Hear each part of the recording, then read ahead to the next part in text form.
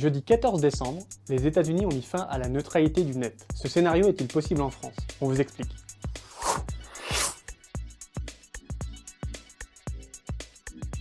C'est quoi déjà la neutralité du net? C'est un principe qui fait partie des fondements d'Internet. C'est ce qui nous permet d'accéder de manière égalitaire et sans discrimination à tout type de contenu sur la toile. À ça,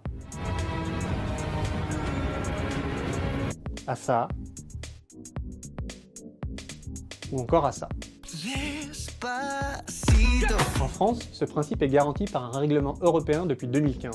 Il ne peut pas disparaître aussi facilement qu'aux États-Unis. Si on voulait abroger la neutralité du net, il faudrait réformer un règlement européen qui politiquement a un coût bien plus fort qu'aux États-Unis. Aujourd'hui, on l'a vu aux États-Unis, ce principe est menacé. C'est le cas aussi en France. Première menace, la pression des fournisseurs d'accès à Internet qui veulent la supprimer. Il y a quelques années, un FAI français avait déjà proposé un forfait privilégiant l'accès à YouTube. Aujourd'hui, le boss d'Orange, Stéphane Richard, assure que ça boostera l'innovation. Deuxième menace, l'exemple américain. On peut craindre que des politiques ou des entreprises européennes et françaises disent « regardez comme ça marche bien là-bas ». Sauf qu'on n'est pas sûr que ça marche aux États-Unis.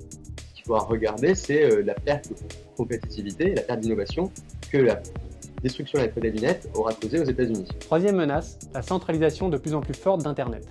Aujourd'hui, les GAFA monopolisent de plus en plus de trafic sur Internet. À terme, on peut craindre une disparition des petits sites qui ne pourraient plus vivre dans l'ombre des géants.